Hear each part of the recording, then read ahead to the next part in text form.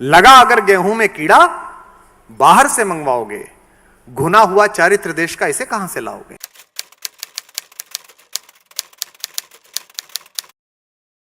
पुराने लोग यहां पर बैठे हैं, मुझे कलेजे पे हाथ रख के बताइए सर, अभी आपने बताया आपके पूज्य पिताश्री, उनसे भी पूछिएगा आपको बचपन में क्या कहानियां पढ़ाई गई थी। मेरे बचपन में क्या कहानियां पढ़ाई गई थी, मैं तो ज्यादा पुराना भी नहीं हूं। मेरे बचपन में कहानी पढ़ाई गई थी कि दूसरे का चुराना मत, दूसरे को मारना मत, जीव हिंसा मत करना। अमर चित्रकथा में आपको पढ़ाया गया था महाराणा प्रताप। अमर चित्रकथा में आपको पढ़ाए गए थे छत्रपति शिवाजी, जिनका एक सेनानायक दुश्मन की एक महिला को लूट लाया और कहा कि मैं आपके लिए इस खूबसूरत लड़की को लेकर आया हूं। तो शिवाजी ने उसको डांटा और उनसे कहा कि मैं अपने सेनापति की ओर से क्षमा चाहता हूं, आप बड़ी खूबसूरत हैं, मेरी मां भी आप जैसी सुंदर होती तो मैं भी आप जैसा सुंदर होता। ऐसा कहने वाला शिवाजी पढ़ाया गया। अब आपके बच्चों को क्या पढ़ाया गया? आपके बच्चों ने कौन देखा? आपके बच्चों को सारे वो प्रतीक पढ़ाए गए जो पुरुषार्थहीन हैं। हमें बचपन में क्या पढ़ाया गया? हमें बचपन में पढ़ाया गया गुरु गोविंद सिंह जी के चारों पुत्रों की कहानी, जिन्होंने ईंट ईंट चुनना स्वीकार किया लेकिन झुकना स्वीकार नहीं किया मानवता के नाम पर। आपके बच्चों को क्या पढ़ाया जा रहा है? अब क्या पढ़ाया जा रहा है? फेरी पढ़ाई जा रही है जो अचानक प्रकट होती है, सब काम कर देती है। जीनी पढ़ाई जा रही है। एक वो सबसे पॉपुलर किताब कौन सी रही है शताब्दी की? Harry Potter. उसका खुद का पुरुषार्थ क्या है? उसकी खुद की चेतना क्या है? उस बच्चे ने मेहनत क्या की है? सिर्फ इतना कि वो झाड़ू नीचे लगाई और उड़ गया। हमने भी उड़ाया था एक।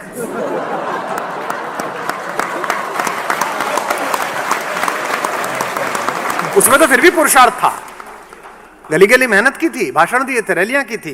ये तो बिना पुरुषार्थ का हैरी पॉटर। और सीरीज पे सीरीज। यह आश्चर्य का विषय लग सकता है लेकिन बहुत गंभीर है। लगा अगर गेहूं में कीड़ा, बाहर से मंगवाओगे। लगा अगर गेहूं में कीड़ा, बाहर से मंगवाओगे, घुना हुआ चारित्र देश का इसे कहां से लाओगे।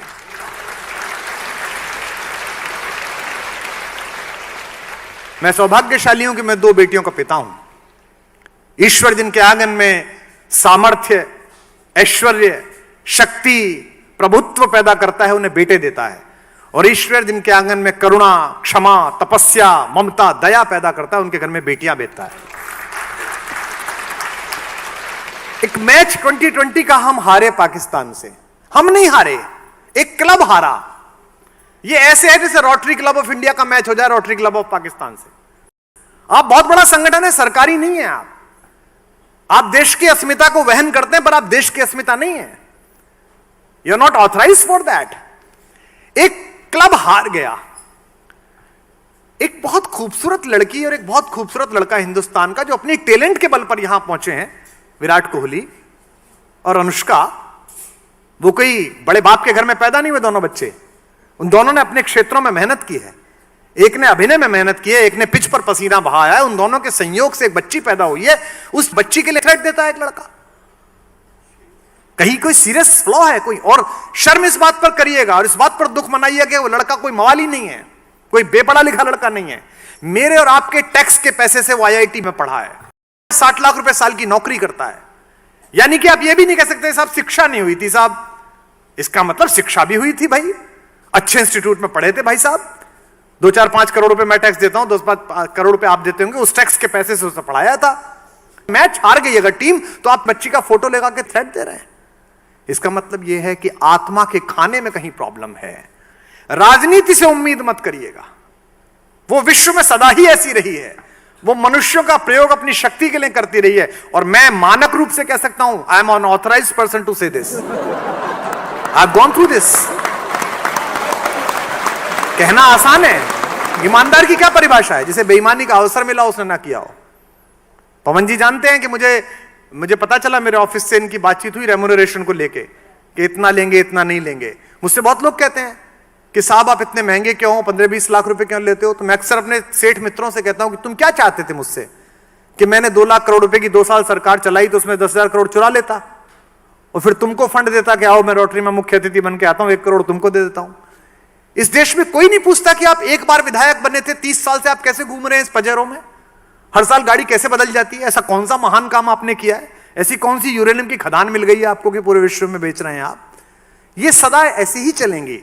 इनके प्रति गुस्सा करिए, नफरत करिए, बदलते रहिए, किसी पार्टी के हो जाइए, किसी के मत होइए, लेकिन मूल जिम्मेदारी आपकी है इस देश की आत्मा को बचाना, इस देश के मन को बचाना।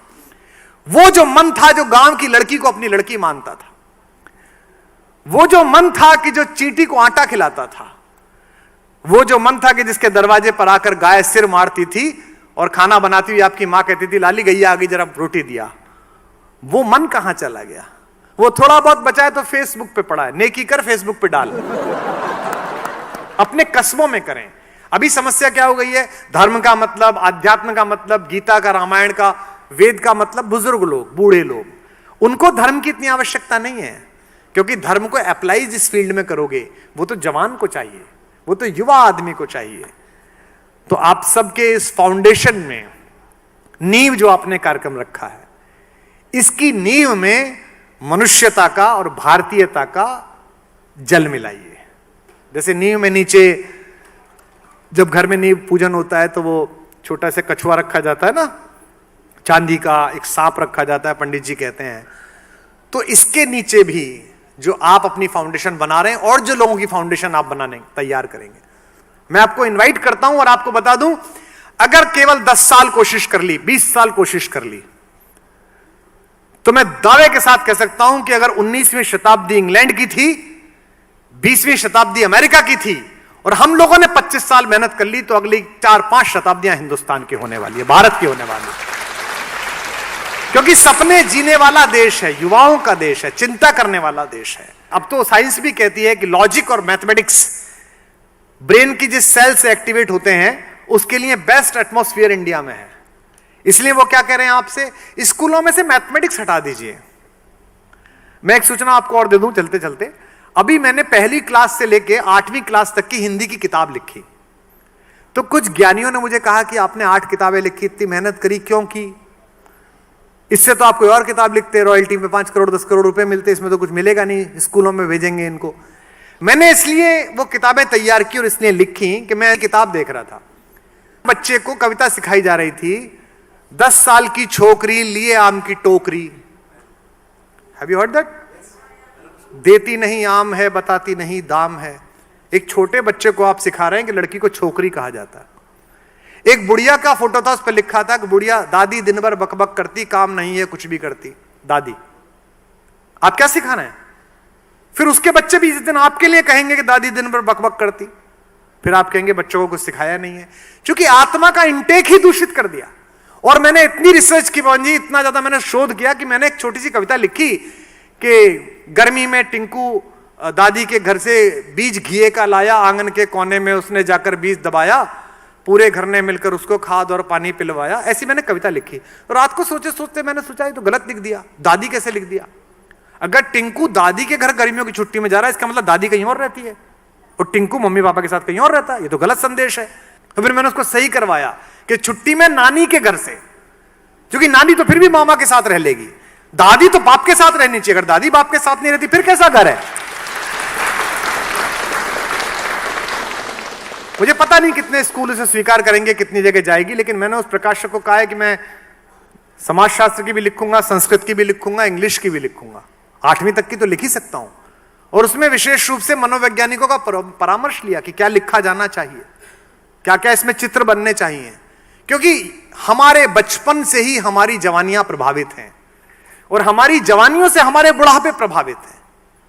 तो अगर बचपन में आपने बीज सही लगा दिया, सीड सही लगा दिया, युवक के अंदर सही लगा दिया, तो सब कुछ अच्छा हो जाएगा।